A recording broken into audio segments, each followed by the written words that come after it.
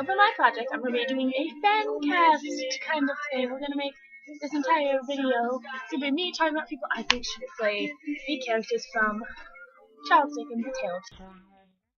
We're going to start with the person I think who should play Lucie, and Lucie I think should be played by Kimberly Whalen. And Kimberly Whalen is known for her acting in Lookbook the series. That's how I started to figure out who she was. She's 5'4", she can sing opera, and she does musicals and stuff, and I just think she's overall really pretty and could totally pull off that Lucie vibe. Okay, so now we're going to talk a little bit about Lucie and her character, and why I think she should be played by Kim Whalen. First, let's get the obvious out of the way. Everyone, I'm sure who's watching this, is thinking, Kimberly Whalen does not fit the description. Lucie is the golden thread. We all know that. She's blonde, she's beautiful, and well, prime example number one, my hair is now red. Well, you can't really see it in the light, but yes, it's red. And in the last video of my face, it was blonde. So you can go back and forth from blonde to red, because this isn't the first time I've changed my hair color. It was red over the summer, and then it was blonde, and now it's red again. So you could easily change hair colors, and there's such things as color contacts and everything. So that could fix the physical, obvious hair color issue. So now that that's out of the way, we're going to go on about how amazing Lucie is. She's just this gentle, loving person who sees through everything, and if you guys follow Kimberly Whalen's Twitter like I do, you'll be able to see that that's what she does. She's so sweet and can totally pull that off, but if you watch her shows, like her in Lookbook, then you'll obviously know that, okay, well, this chick can act. So, a little fun quote from Lucie is, I wanted to read this quote, but I can't read it. I keep messing up. So here, have a visual.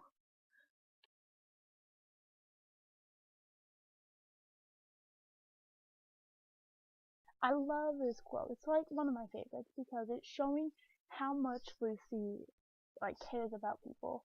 She's seen all the faults and everything, and she still believes that he's such a good person.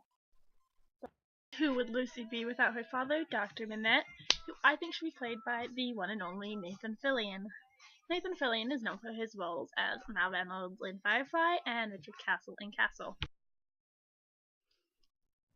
Okay, so now we're talking about Dr. Manette.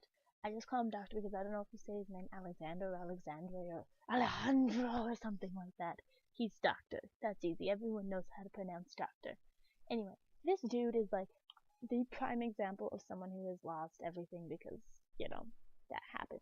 He had this thriving, amazing practice, and he was a great doctor. Everyone loved and respected him. He had a wife and a daughter, and then just one day it's gone.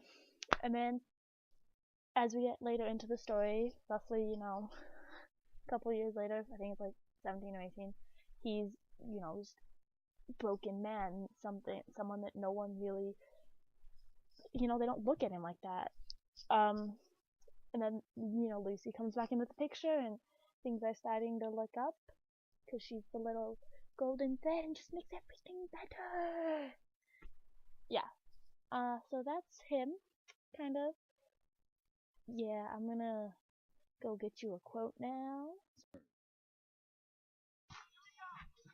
Alright, next up we have Charles Darnay, Lucie's significant other, who will be played by Kim Whalen's real-life significant other, Kurt Mega. Kurt Mega is known for his roles in Buffering and Glee, and he's a writer, director, producer, and I think he's got that good look kind of thing that Charles has going on, so yeah, there's that. This is the quote. This is the citation, and I'm gonna read it to you now. Charles Darnay, mystery derives out of close love as well as out of wide division. In the former case, they are subtle and delicate and difficult to penetrate. My daughter Lucie is, in this one respect, such a mystery to me. I can make no guess at the state of her heart. I read into that quote as Charles and Lucie are together, yeah, woo! And Dr. Manette, he sees that they care about each other, and he's not going to question it. He loves them, and that's awesome. Yeah, even though Charles is kind of refusing to drop into jail. And next up we have Sydney Carton, who I think should be played by Zachary Levi, but with some fun Hollywood magic done on him. He's known for his roles in Tangled, Chuck, and Thor: The Dark World. He can act, and he's just got a killer voice, and he could play pretty much anything. So, and he kind of looks like Carmega too, which is also an important thing to have there. Alright, here we are talking about Sydney Carton, who is going to be played by Zachary Levi, because there's only one reason. Zachary Levi is an amazing actor. He's phenomenal. Just go watch Chuck, or go watch Tangled, because that's the guy that plays Flynn Rider, and then go watch Thor: The Dark World, because he's blonde in that. So yeah, he can do anything if you just tell him what to do. And then you give him some makeup, a little comb over or something. Don't give him a comb over, but give him some makeup and stuff, and he can look like Kurt Meigel, which is actually something that's really important, from what I understand. So, about Sydney Carton. Sydney Carton is the character, I think he's the main character. He's really smart, because he helps Mr. Striver out. He's basically the brains behind the entire Striver operation here. He does have a couple things with, to make it hard for him. He was orphaned at a young age, and he does homework for his classmates in his childhood, and now he's actually the brains behind the Strive operation. So that's kind of him in a nutshell, but he does have a lot of flaws and things. I'm not going to go into big details on those because this video is going to be really long. But he does have a lot of flaws, but he's still a really good person. And the only thing I think that I look at is that he cares about Lucie so much. And the quote for this character is, "For you and any dear to you, I would do anything." Basically, that's him saying for Lucie, for anyone that Lucie cares about, anything to make Lucie happy is what he would do. Okay, so now we're here to talk about Miss Pratt, who I cast Emily Deschanel as. And I don't have any text for this because I hurt my neck, so it's really hard to type, but I'm just going to talk about her. I put Emily Deschanel as Miss Pratt, and she's known for her acting in Bones, and she's got a darker hair color, so you could totally spice that up to give the spunky red that we know Miss Pratt has. She's 37, so she is kind of borderline being a little young, but she could have been around for the entire life still, despite that. I cast her because I feel like she can, once again, play pretty much anything that people put her in.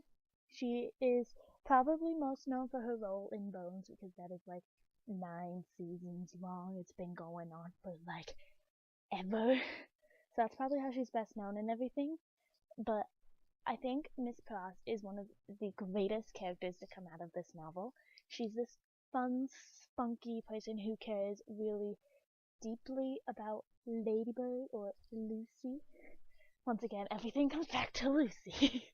We love Lucie in this novel. She's I don't know, she does anything, because there's this one part with Miss Deathrow person, and she ends up dead, and Miss Pratt ends up not being able to hear anymore, so that's pretty awesome. And I just think Miss Pratt is the character. She's amazing.